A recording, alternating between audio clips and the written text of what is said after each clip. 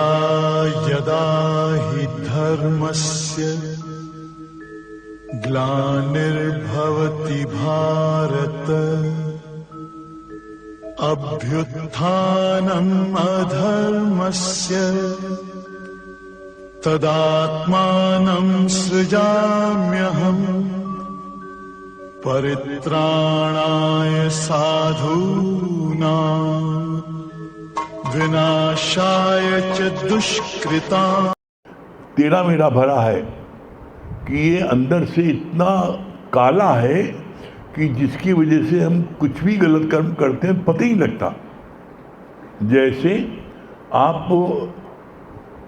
काला वस्त्र पहने हो तो कोई चाहे स्याही छिड़के चाहे रंग छिड़के कुछ पता ही नहीं लगता। इसी तरीके से काला मन है, इसके अंदर में इतनी गंदगी है कि इसको सफा करना अत्यंत आवश्यक है। बिना इसके ज्ञान लगेगा नहीं। कैसे नहीं लगेगा, इसका बहुत सुंदर प्रमाण गुरु जी ने दिया। एक शिष्य रोज बोलता था, गुरु जी हमको ज्ञान लगती नहीं ना, क्या करें? हमको कुछ आपकी वाणी याद ही नहीं होती है, क्या करें? रोज बोल रहा था, आता रोज था और रोज बोलता था, गुरु जी हमको कुछ समझ में नहीं आता। तब बोला गुरु ने, तुमको प्रैक्टिकल बताया कि थ्योरी बताएं? कहा गुरु जी प्रैक्टिकल बताइए, जल्दी समझ में आएगा। कहा कल हम तुम्हारे घर खाना खाने आएंगे तो बताएंगे। अगले दिन खाना खाने का बड़ा खुश हुआ कि गुरु जी मेरे वहाँ खाना खाने आ रहे हैं। और जब खाना खाने गए तो गुरु जी ने शिष्य को एक कमंडल दे दिया और कहा जो तुमने खाना बनाया है इसमें डाल दो, हम जाके खा लेंगे, अभी बहुत ही जल्दी हमको है। तो उसने कमंडल लिया और खाना जब डालने लगा तो उसने देखा उसमें घोड़े की लीद है। तो कहा गुरु जी इसमें तो लीद है, इसको हम साफ कर लें तब इसमें डालें। कहा नहीं, हमें टाइम बिल्कुल नहीं है, इसमें जल्दी डालो हम जाएं। तो कहा हम देसी घी को बनाए, हम इसमें नहीं डाल सकते। तो देसी घी का बनाया है और उसमें कमंडल में नहीं डाला। क्यों नहीं डाला? क्योंकि अगर उसमें हम देसी घी खाना डालते हैं तो वो खाना खराब हो जाएगा, लीद में खाना खराब हो जाएगा, खाने योग्य नहीं रहेगा। तो बोला बेटा तुमको अपने प्रश्न का जवाब मिला? कहा कैसा? कहा तुम बोलते हो कि गुरुजी हमको कुछ याद नहीं रहता, हमारे को जो है कुछ, हमारे को कोई भी आपकी वाणी याद नहीं होती है, कुछ हमको पता ही लगता है। कहा इसीलिए नहीं पता लगता क्योंकि तुम्हारे अंदर भी लीद भरी है। गुरु का ज्ञान भी जाकर के सब चौपट हो जाता है, सत्यानाश हो जाता है, कोई योग नहीं रहता। जैसे कितना भी अच्छा खाना बना हो देसी घी में पकवान, लेकिन उस कमंडल में जिसमें लीद भरी है उसमें डाला जाएगा तो खाने योग्य नहीं रहेगा। इसी तरीके से जिसके हृदय में, जिसके मन में लीद भरी है, तेरा मेरा, राग द्वेष ईर्षा जलन सड़न कुड़न नफरत, किसी तरह की नहीं देख सकता। किसी को आगे बढ़ता देखता है, पता लगता है वो बीमार पड़ रहा है, उसको इतना दुख होता है। तो जिसके हृदय में इतनी संकीर्णता है, इतनी गंदगी है, तो उसे ज्ञान कहाँ से आएगा? इसीलिए गुरु जी को बोलना पड़ा, अपने मन की करो सफाई और तभी देगा प्रीतम दिखाई। तुम्हारे को जब तक तुम अपना मन साफ नहीं करोगे तब तक कितना भी ज्ञान को सुनो, तुम्हारे जीवन में कोई फर्क नहीं पड़ेगा। जीवन में फर्क तब पड़ेगा जब हम पहले अपने मन की सफाई करें। इसीलिए गुरु जी यहाँ कहते हैं, रोज कहते हैं इस बात को, कोई दिन ऐसा नहीं आता जिस दिन कहा जाए कि आप नित्य सत्संग आओ। क्यों कहा जाता है? इसलिए बोला जाता है नित्य सत्संग आओ कि आप जब सत्संग आओगे तो क्या होगा? आपकी सफाई होगी। कैसे होगी सफाई? इसके लिए बोला कि एक गोबर उठाने वाली वो जो है ज्ञान में आई, तो उससे बोला गुरुजी ने कि अपने जलिया में तुम पानी भर के लाओ नदी से। तो कहे गुरुजी डलिया में पानी कहाँ से भर लाएंगे? कहा नहीं, भर के लाओ। तो गुरु कहना मान के गई और 1 महीने तक रोज डलिया में पानी भरे लाए, पानी भरे नहीं, पानी वहीं सब चू जाए। 1 महीने बाद उसने कहा गुरुजी हम 1 महीने से भर लाने की कोशिश कर रहे हैं, लेकिन पानी तो आता नहीं है। आप हमसे कहते हैं पानी लेके आओ, हमको आप मना नहीं कर रहे हैं। तो कहा पानी तो नहीं आया, लेकिन ये बताओ जो डलिया तुम्हारी पहले दिन थी, आज 1 महीने बाद उसकी क्या दशा है?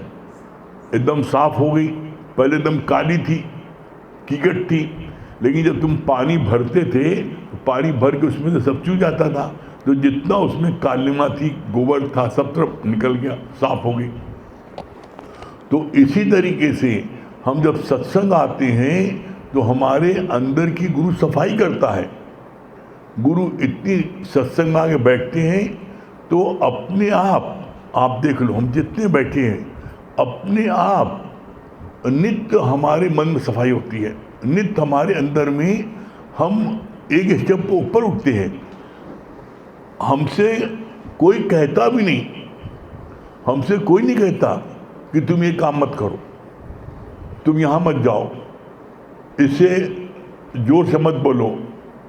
लेकिन अब हम जोर से बोल नहीं पाते, अब हम गलत जगह जा नहीं पाते, अब हम किसी से फालतू बात कर नहीं पाते। किसने मना किया? यहाँ बैठते बैठते आपके अंदर में ऑटोमेटिक सफाई होती जाएगी और एक दिन ऐसा आएगा एकदम साफ प्योर हो जाओगे। और जब इसके लिए जब आप साफ हो जाओगे तब क्या होगा? तब आपके अंदर ज्ञान ठहरेगा, और जब ज्ञान ठहरेगा तो फिर क्या होगा? फिर आप उस लक्ष्य को प्राप्त कर लोगे। लक्ष्य को प्राप्त तब तक नहीं कर सकते जब तक कि तुम्हारे अंदर में ज्ञान टिके नहीं। ज्ञान क्या है? बस एक अक्षर का है, मैं ब्रह्म हूं, ये ज्ञान है। अज्ञान क्या है? मैं जीव हूं, यह ज्ञान है। तो मैं ब्रह्म हूं, ये एहसास कब होगा? जब हम नित्य सफाई करेंगे, नित्य सफाई करेंगे। सफाई करते करते एक दिन क्या होगा? जब एकदम साफ हो जाएगा दर्पण, तो हमें अपना चेहरा साफ दिखाई पड़ेगा। जब हमें अपना चेहरा साफ दिखाई पड़ेगा तो क्या हम अपने को प्रणाम करते हैं? हम प्रणाम करते हैं मूर्ति को, द्वैत, और ये अद्वैत का ज्ञान है। तुम्हें प्रणाम अपने को करना है।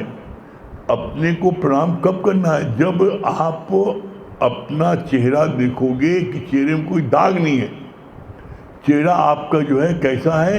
एकदम पाक साफ।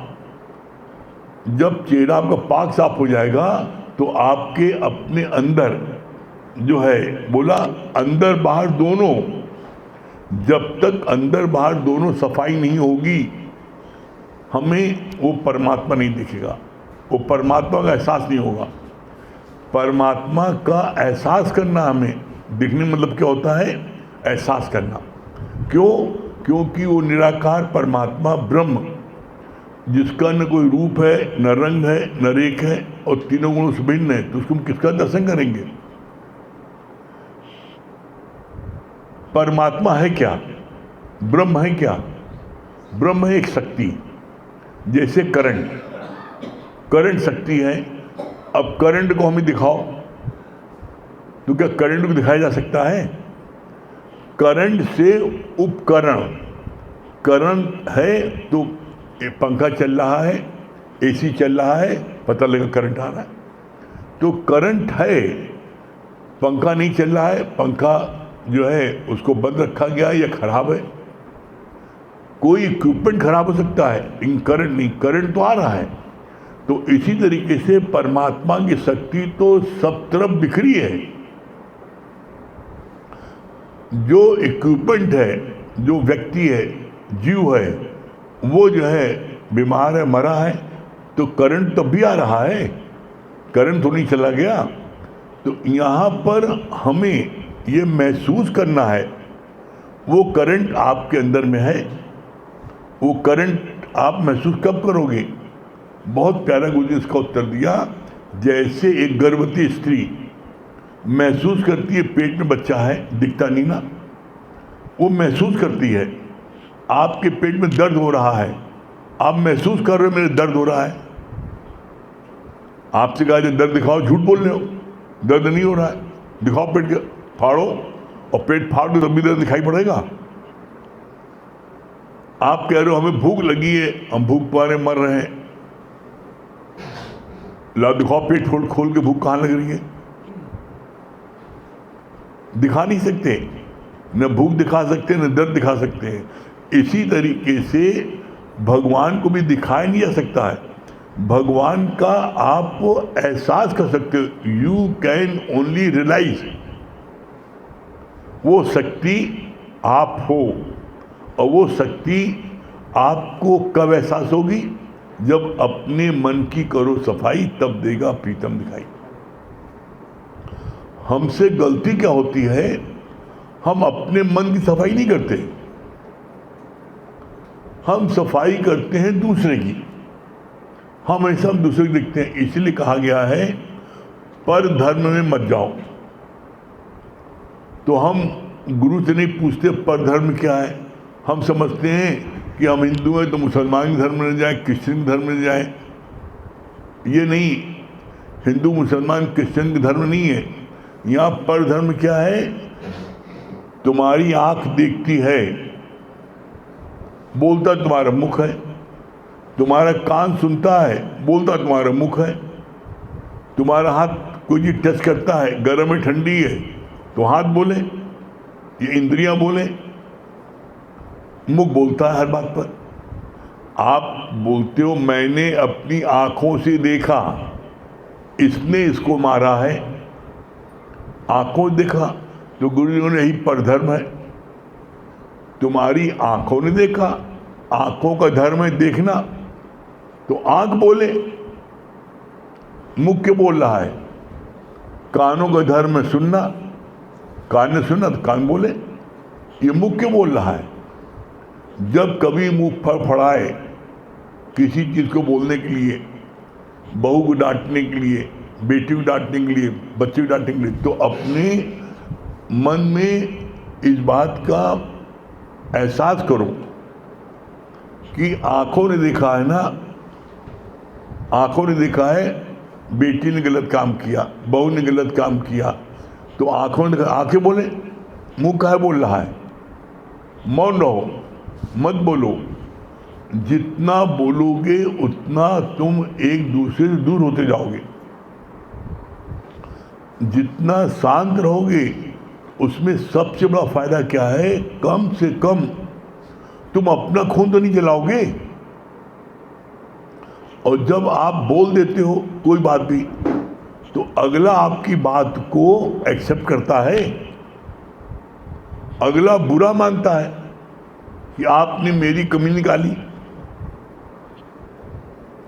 अगर कोई आपके बताने पर खुश होता है, अपने में सुधार लाता है, तो अच्छी बात बता दो।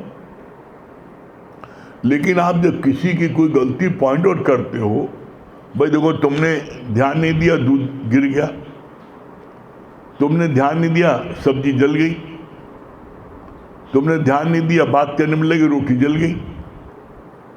रोटी जली, लेकिन जिसको बहू को बोलोगे, बेटी को बोलोगे, तुमने ध्यान नहीं दिया, रोटी जल गई, तो वो भी जल भुन जाएगी। अम्मा को यही काम पड़ा, दिन भर हमें ताकती रहती है और कोई दूसरा काम नहीं ना, वो बोल देगी तुमसे, कहा दिन भर अम्मा हमें ताकती रहती है, कोई काम नहीं तो बस और बोलो और बोलो। इसीलिए बोला, बोलत बोलत भय विकारा, बिन बोले जयकारा, मत बोलो। अगर वो कहे भी कि रोटी हमसे जल गई, कोई बात नहीं बेटा, कोई बात नहीं, हो जाता है, हमसे भी जल जाती है, तो तुम उसके दिल में जगह बना लोगे। किसी की आप बता दो, हम आपसे पूछते हैं, आप लोगों से, आपकी कोई बुराई करे आपको अच्छा लगेगा? अपने ऊपर लेके सोचो ना कि आपने कितनी भी गलती की है, उस गलती को हम आपको एहसास कराते हैं गलती की है, तो आप उस चीज को सुनना पसंद करते हो। उस चीज में सुधार हो सकता है, सिर्फ एक उसमें उपाय क्या है, जिस समय जिससे जो गलती होती है उस समय आप भूल के मत कहो। क्यों?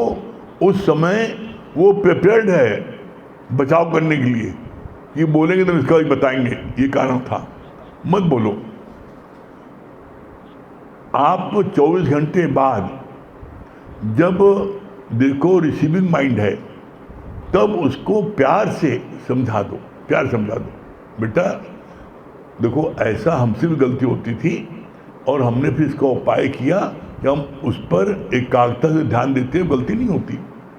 तो जब आप उसको प्यार से समझाओ कि जो गलती तुमसे हुई है, ये गलती हमसे भी पहले होती है, रोज हमसे हो चुकी है, लेकिन हमने अपनी गलती में सुधार इसलिए किया जब मैंने पूरा ध्यान दिया तो हमसे गलती नहीं हुई। तो फिर वो हो सकता है कि वो अपने में सुधार करे और उस समय आपकी ये बात उसको अच्छी लगेगी, और ये बात आप उसको तुम अकेले ही बोलो, कभी किसी के सामने नहीं बोलो। क्यों? हर व्यक्ति को अपनी इज्जत प्यारी होती है, हर व्यक्ति चाहता है 4 लोगों के बीच मेरी को प्रशंसा करे, बुराई न करे, और आपने 4 लोगों के बीच में उसकी बुराई की तो अच्छा नहीं लगेगा उसको। उससे दिन पर दिन आप उससे दूर होते जाओगे, दिन पर दिन वो आपसे कटेगी और दिन पर दिन आपसे उससे क्या होगा, खटास बढ़ती जाएगी, और एक दिन क्या होगा, संबंध विच्छिन्न हो जाएगा। तो यहाँ पर आपको अपना संबंध हर एक से इतना मीठा रखना है कि कोई बात ही गलत किसी से हो जाती है। और कौन ऐसा व्यक्ति धरती पर है जिसे गलती नहीं होती? गुरुजी ने खुद बोला का सत्संग करते समय हमसे भी गलत निकल जाता, मुझसे कोई चीज़ बताना चाहता निकल जाता कुछ, तो अब इस डर से हम सत्संग नहीं करें। बहुत से लोग सत्संग इसलिए नहीं करते हमसे गलती हो जाएगी, हमें नहीं पसंद है। अरे भाई, मनुष्य गलती का पुतला है जो प्रायः हो ही जाती है, लेकिन जो गलती को न दोहराए उसे इंसान कहते हैं, उसे भगवान कहते हैं। कोई गलती हो गई, ठीक है, हमें किसी ने बताया, हमने उस चीज़ को एहसास किया और आगे से अलर्ट हो गए कि हमसे गलती ना हो। जब हम अलर्ट हो जाएंगे और अभ्यास करेंगे, धीरे धीरे हमसे गलती होना बंद हो जाएगी। लेकिन हम गलती के डर से काम ही न शुरू करें। अगर आप काम नहीं शुरू करो या इस गलती के डर से गुरुजी ने इस काम को न शुरू किया होता तो आज हम लोग सत्संग में आते। आज आप लोग सत्संग में जाते हो, बताते हो, कहते हो, सुनते हो, तो इतने लोगों को का जीवन बन रहा है, जीवन बनेगा। तो इसलिए कभी भी गलती से डरो नहीं।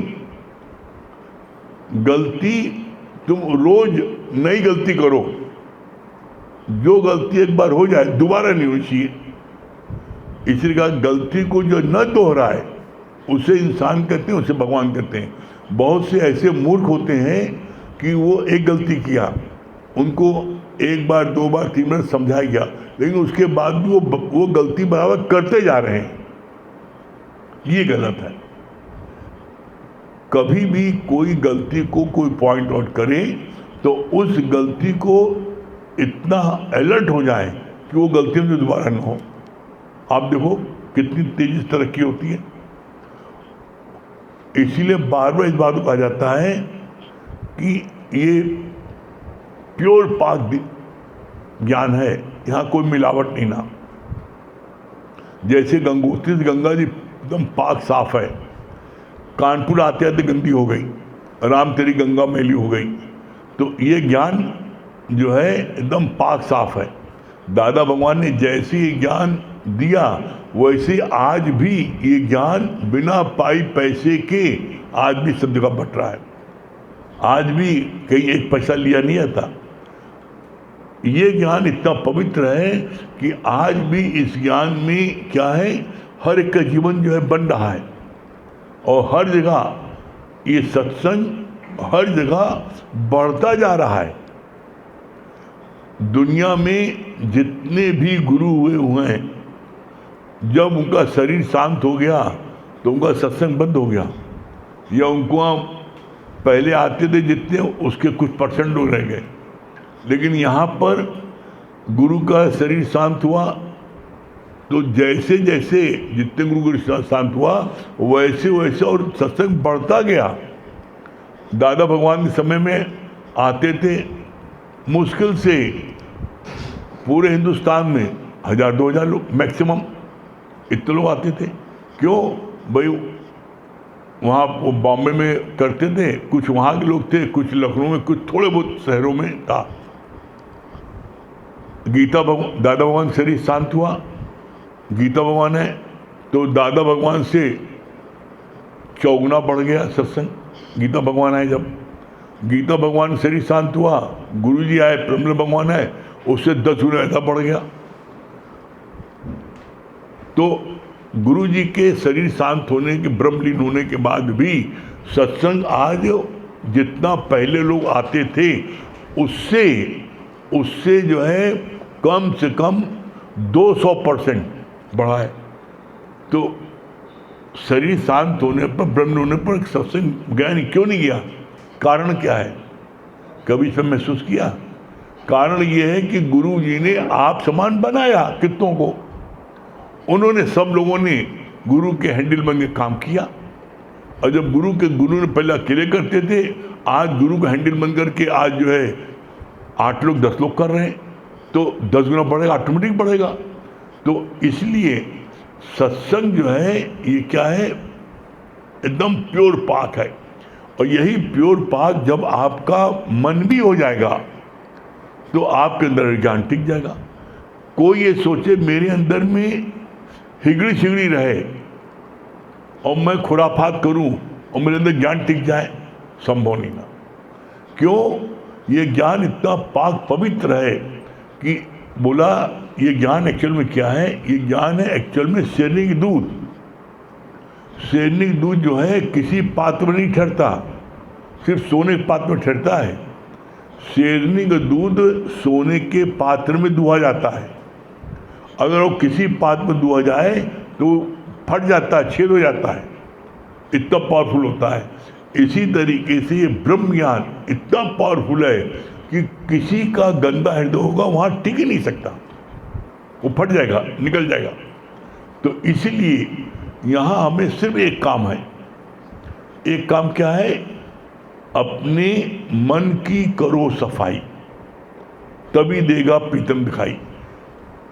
एक व्यक्ति बता दे आज तक परमात्मा किसी चतुर व्यक्ति को मिला है? उससे ज्यादा कौन चतुर है? वो चतुरों का चतुर है। अरे परमात्मा ज्यादा कौन होशियार चालाक चतुर है? तो चतुराई से चतुर्भुज न पाई, चतुराई से चतुर्भुज न पाई, भोले भाव मिले रघुराई। परमात्मा सिर्फ भोले भाव मिलता है। और इसीलिए बोला गया, परमात्मा के लिए क्या बोला गया, गुरु के लिए क्या बोला गया? गुरु सिर्फ किससे होता है? भाव से। बोला बिना भाव, बिन भाव सर्वत्र भी दे दो तो भी स्वीकार नहीं, और भाव से एक फूल भी दो तो भी स्वीकार है। बोला भाव का भूखा हूँ, भाव एक सार है, और भाव से जो मुझको भजे भाव से बेड़ा पार है। परमात्मा चाहता है तुम साफ दिल हो के आओ, बस पाक पवित्र, कोई कुछ लेन देन मत करो किसी चीज़ की। परमात्मा के पास कोई चीज़ कमी है क्या? कभी देखो, जिसकी बदौलत सब कुछ हमें मिला, जिस परमात्मा ने हमें सब कुछ दिया, तो क्या उसके पास कमी होगी किसी बात की? उसको किसी को नहीं चाहिए। लेकिन परमात्मा हमेशा ही चाहता है कि तुम साफ दिल बनो, भोले भाव। और आज आप देख लो, प्रमाण है भोले भाव सिर्फ कौन था? भोले भाव थी गोपियां। गोपियों के मुकाबले कोई भोले भाव नहीं था। वो अनपढ़ थी, गंवार थी, कोई बात के शौर नहीं था, लेकिन वो भोले भाव बहुत थी। बस सिर्फ वो कृष्ण को, बस कृष्ण के लिए हमारा जीवन है। उन्होंने कृष्ण को माना और उसका परिणाम क्या हुआ देखो आप। आज सारे शास्त्रों गोपियों की जगह आता है। हजारों साल तप करने के बाद उस ब्रह्म, उस परमात्मा का, उस त्रिलोकीनाथ का एक झलक देखने को नहीं मिलती। और वो गोपियां जो हैं छचिया पर छाछ बनाना चाहती हैं। कृष्ण उनके छचिया पर छाछ पर नाचते हैं और उनके साथ खेलते कूदते हैं। क्यों? क्योंकि वो अत्यंत भोली भाली, उनके अंदर में किसी प्रकार का कोई कपट नहीं, और परमात्मा मिलता है भोले भाव है। तो हमें सिर्फ एक काम है, जो आज का पॉइंट है, अपना मन साफ करो, चतुराई मत करो। ये डर चालाकी चतुराई करने की दुनिया में सब जगह है, लेकिन ये डर नहीं है। यहाँ पर कोई व्यक्ति सोचे कि यहाँ चालाकी से, चतुराई से हमें कुछ मिल जाएगा, असंभव। क्यों? क्योंकि यहाँ पर गुरु को किसी से कुछ नहीं चाहिए। तो गुरु कभी किसी का पासर्टी नहीं कर सकता।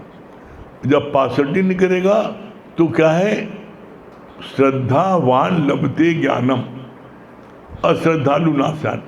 जो श्रद्धावान होता है उसको ज्ञान अपने आप उसके अंदर में चला जाता है, देना नहीं पड़ता, चला जाता है। क्यों? क्योंकि ज्ञान देने की वस्तु नहीं है। देने की वस्तु होती कोई वस्तु हो तो दिया जा सके, भाई चादर है, डिबिया है, कोई वस्तु हो तो हम उसको दे दें। ज्ञान वस्तु नहीं है, ज्ञान ग्रहण किया जाता है। तो जो जैसा भाव जगाए तैसा फल पाए। जो जितना भाव जगाएगा उसके अंदर उतना ज्ञान अंदर में जाएगा। इसीलिए सिर्फ एक काम है, अपने मन को हम नित्य साफ करें और देखें मेरा मन किसी के प्रति बैर विरोध नहीं है, मेरे मन में किसी के प्रति राग द्वेष नहीं है, मेरे मन में किसी के प्रति ईर्षा द्वेष नहीं है।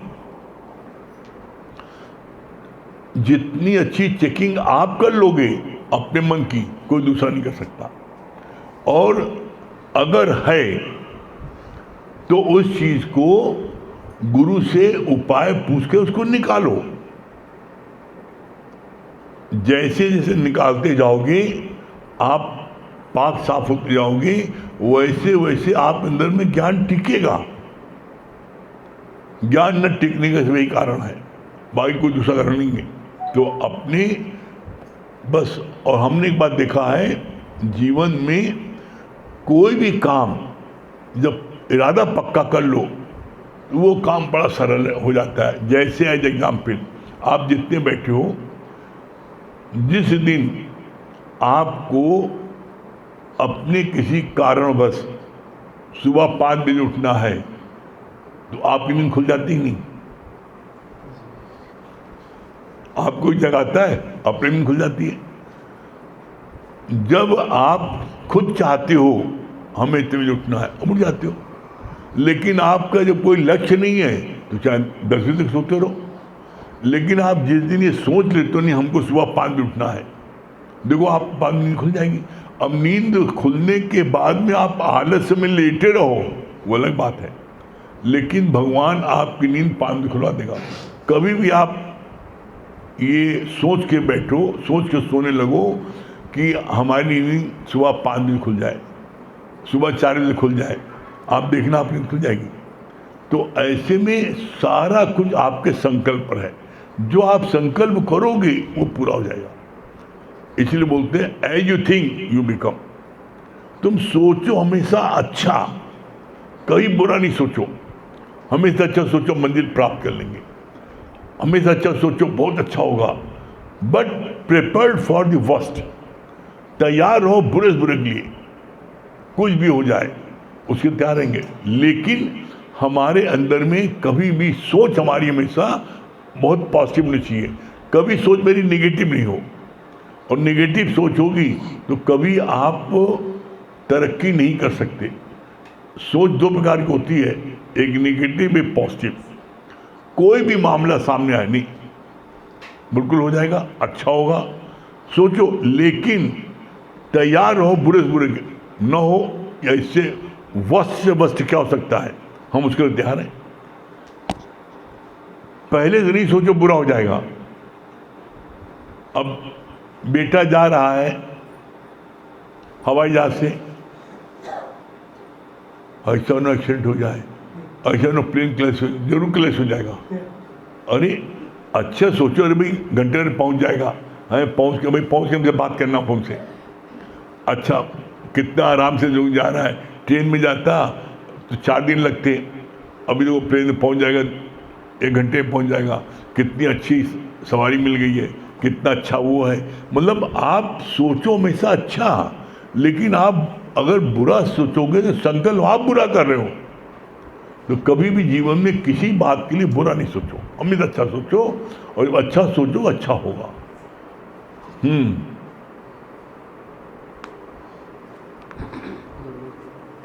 हाँ दुर्गेश भैया दिल्ली,